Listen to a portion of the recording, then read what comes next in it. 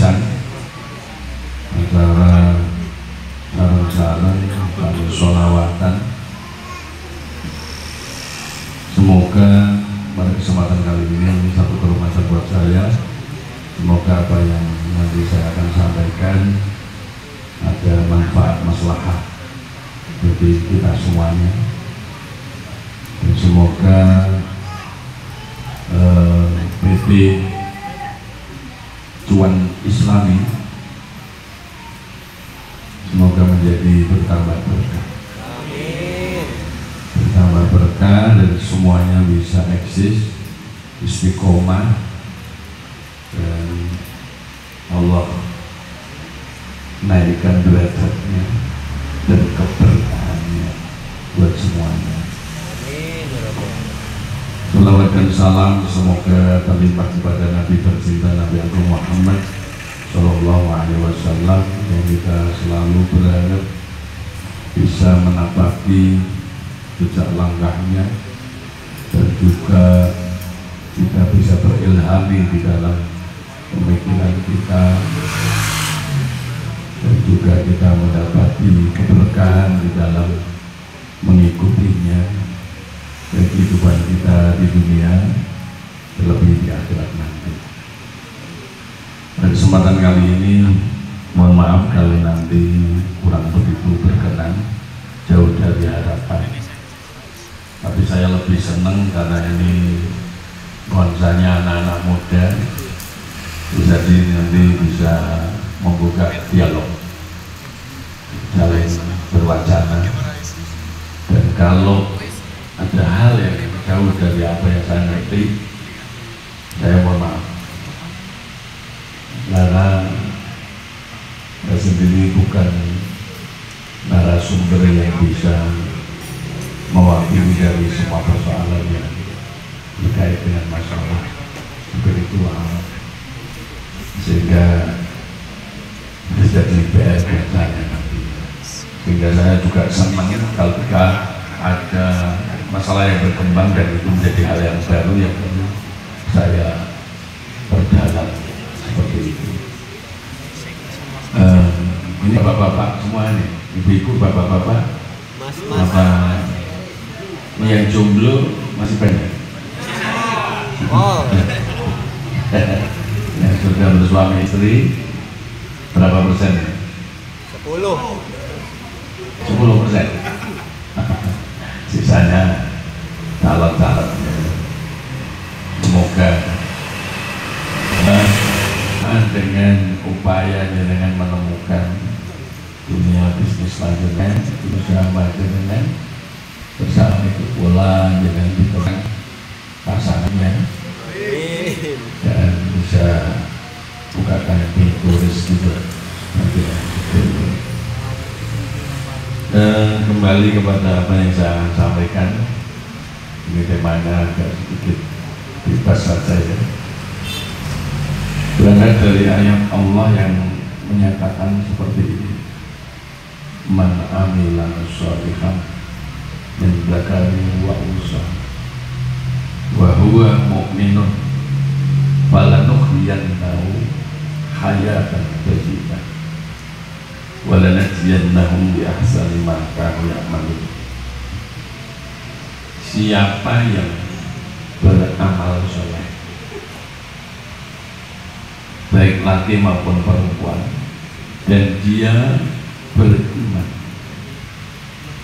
maka Allah akan berikan kehidupan yang lebih baik. Bahkan Allah akan balas apa yang menjadi pekerjaannya itu lebih baik dari apa yang dikerjakan.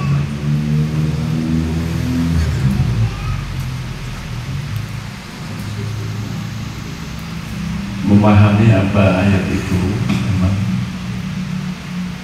sedikit banyak kita harus ngerti amal soleh yang dikatakan amal soleh itu yang seperti apa. Amal soleh itu kalau diambil definisinya yang paling tepat ya, amal yang diridhoi Allah, amal yang layak dilakukan seorang hamba di hadapan Allah Beramal soleh. Tapi bukan beramal untuk Allah. Allah tidak butuh amal kita. Allah tidak butuh apapun. Allah berdiri sendiri. Nah, kalaupun kita beramal soleh itu untuk siapa? Ya untuk kita sendiri, bukan untuk siapa. Tapi dikatakan amal soleh selagi niatnya lurus mencari ridha Allah dan patut dilakukan sebagai kita menjadi hambanya Tuhan, hambanya Allah. Memangnya ada Pak perbuatan yang tidak layak dilakukan?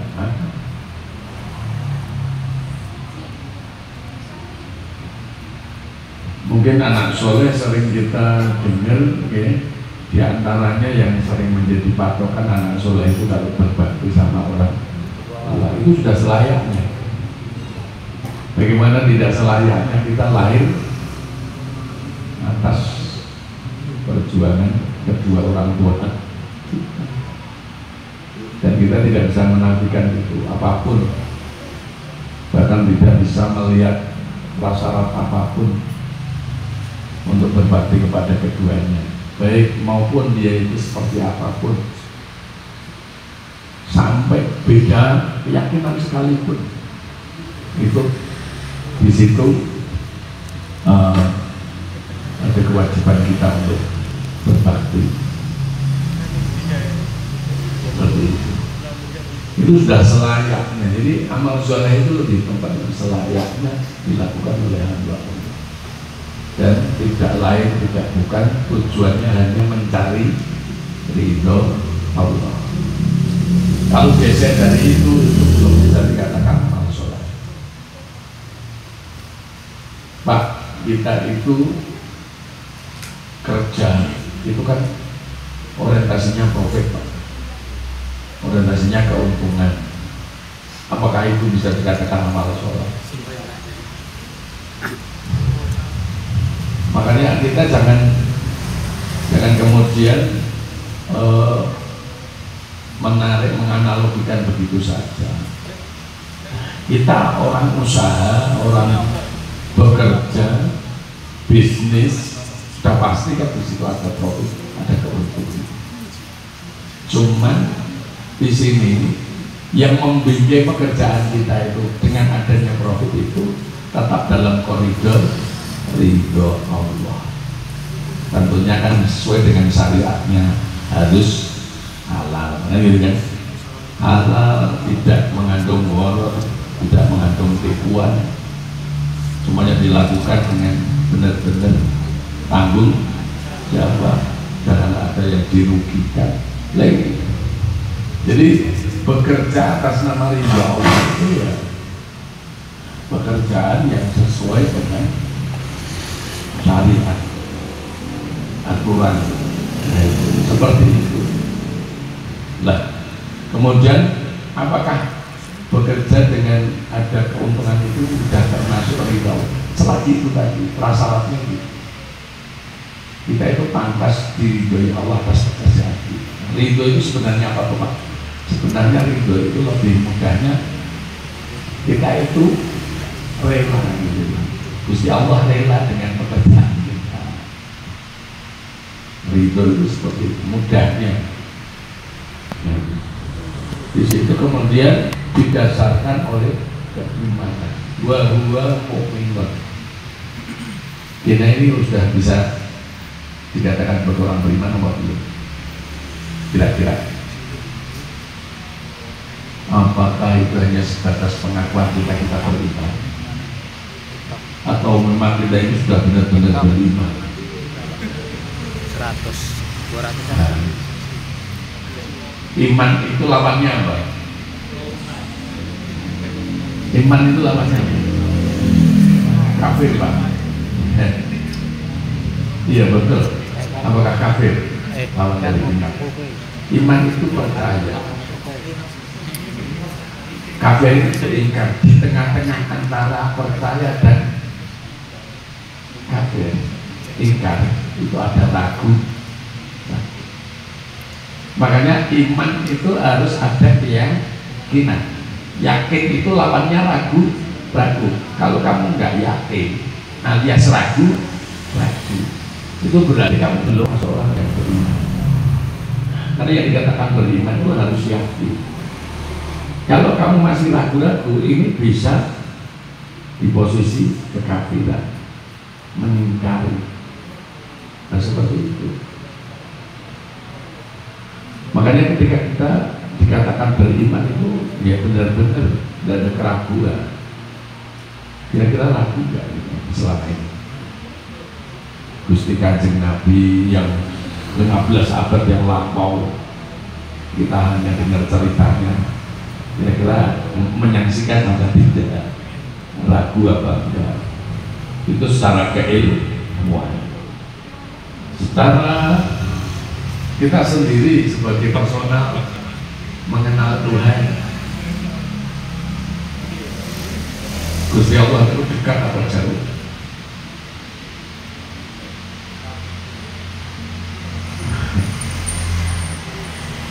Dekat atau jauh?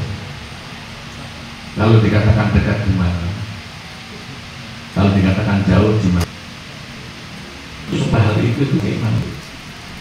Pernah ada satu pernyataan di Al-Quran ketika ditanya Allah itu posisinya di mana, tidak lebih jauh di lain. Terus pernah juga ditanya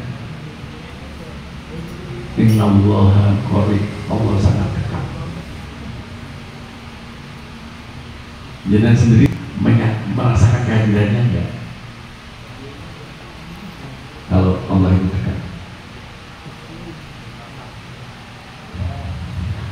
Ya, kalau jenengan tidak bisa sampai di titik itu, berarti bisa jadi jenengan itu masih bayang-bayang, masih angan-angan, gek-gek bayi. Iya dah. Kalau begitu masih dikatakan sudah beriman apa belum? Yang penting kan sudah pakai pakaian soleh-solihah. Apakah itu tanda keimanan? Enggak. Gitu. Orang beriman itu sudah lepas dari keraguan. Kalau jangan masih ada keraguan, ini bisa jatuhnya bukan di keimanan tapi di kekafiran. Satu contoh, saya kepengen jodoh yang soleh, yang mapan, ya, yang aku nyaman dengannya, yang orangnya badannya tidak mengecewakan, yang malam berdoa ya Allah, ya kan? Setelah hadir kok jauh dari doa itu. Terus kita terima enggak? Wah, belum sesuai Pak dengan doa saya. Itu dekat kapan ya? Nah saya kabul itu mau dekat kapan? Padahal dikejar usia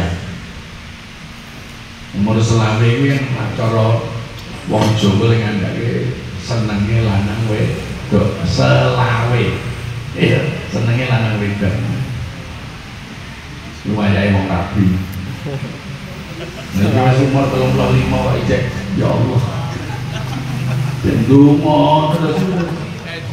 Edi. Iki mesti ana sing kerasa.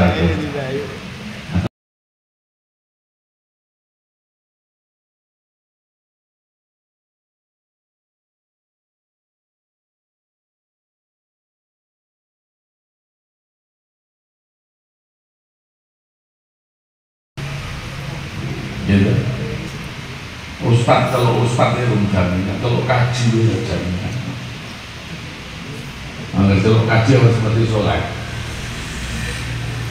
Iya enggak? Kalau gelarnya kaji sebelum kerenteng wedoan, soleh kajian. Makanya kata-kata mukmin itu nggak mudah. Ya. Gampang kehidupan dikatakan, tapi sulit dinyatakan. Kenapa? Karena kita tidak bisa menghadirkan. Maksudnya menghadirkan itu mengenal lebih jauh sehingga Allah itu hadir di dalam setiap saat, di dalam perjalanan, di dalam kesadaran, kan gitu. Kira-kira ini materinya terlalu berat atau gimana? Lanjut dengan apa yuk Arab di niki ngamal kayak niki gen ngenten, ngamal kayak ngenten gen ngenten kan? Orang usung jangan kayak gitu. Iya, mungkin ngamal kayak ngoyo-ngoyo orang mandi-mandi di desa, yang disalahkan sih kayak ijazah. Kiai ini jumlahnya pekok. Wacong ngoyo-ngoyo orang mandi ini. Maaf loh, jadi palsu ini, rumah palsu jadi palsu. Enggak, nah saya tidak suka seperti itu. Biar amalan itu lahir dari kesadarannya sendiri, sehingga amal itu ikhlas dilakukan dan sebagai sebuah ekspresi kenikmatan.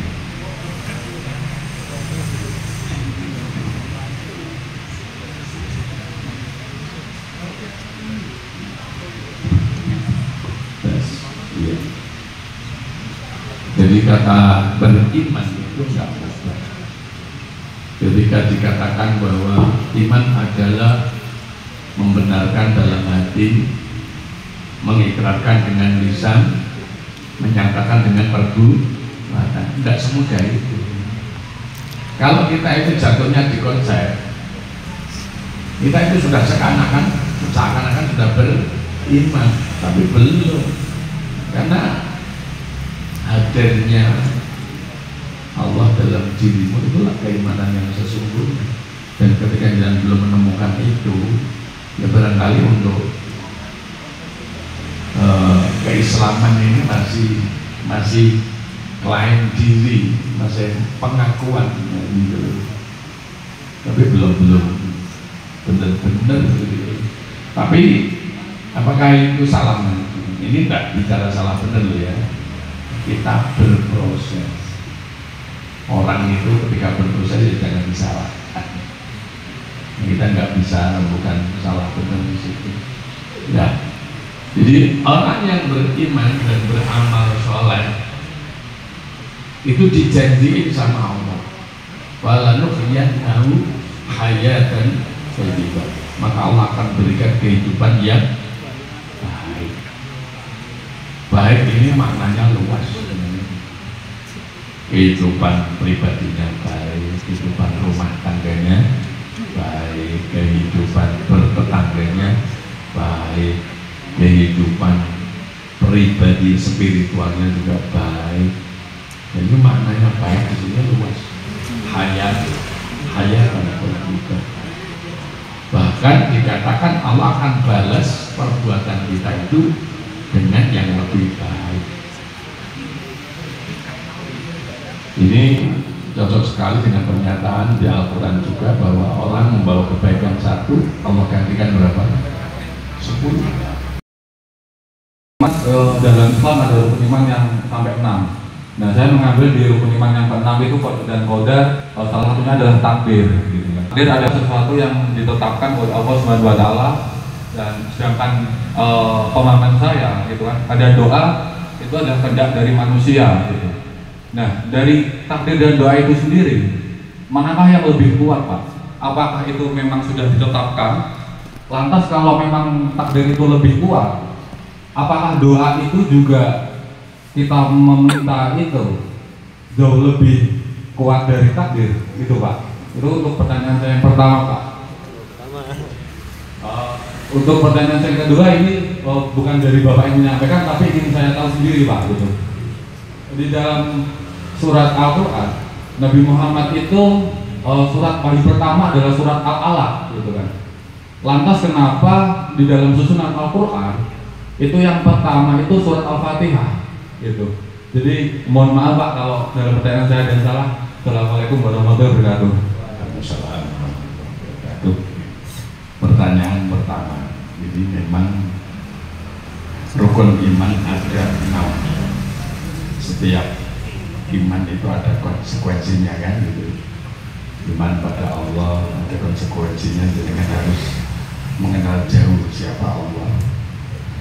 Iman kepada para malaikat juga demikian, iman kepada para nabi juga demikian adanya, sampai kepada pertanyaan tadi qada dan qadar, ada qada baik dan buruk seperti itu. Terus apa hubungannya dengan doa? Kalau memang sudah ditakdir, kenapa kita harus berdoa? Tinggal terima aja apa yang harus terjadi kan gitu. Jadi sebenarnya gitu. Jadi takdir itu ketentuan Allah. Apakah bisa berubah?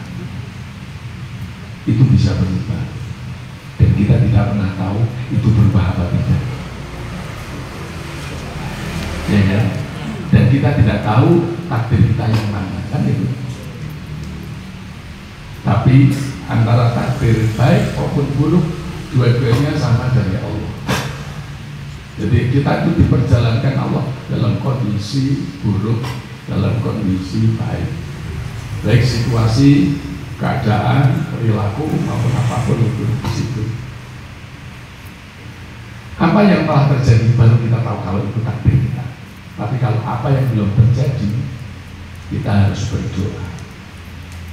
Nah, ini ada cerita sebagai analogi apa yang kita tanyakan. Satu ketika itu ada wanita yang sudah usia tidak layak hamil, tapi sangat menginginkan seorang anak. Dia selalu baca ya Rahman, ya Rahim, ya Rahman, ya Rahim seperti itu. Suatu ketika dia beranikan diri untuk bertanya kepada Nabi Musa agar bertanya kepada Allah langsung, bagaimana denganku? Apakah aku ini ditakdirkan punya anak? Akhirnya Nabi Musa menghadap kepada Allah. Jawabannya Gusti Allah, dia itu tidak saya takdirkan punya anak. Kemudian sepulang dari turun dari gunung itu, bertemu dengan perempuan itu, dikatakan kamu ditakdirkan tidak punya anak. Itu dijawab oleh wanita itu, terima kasih matur. Tapi doa itu tidak pernah berhenti.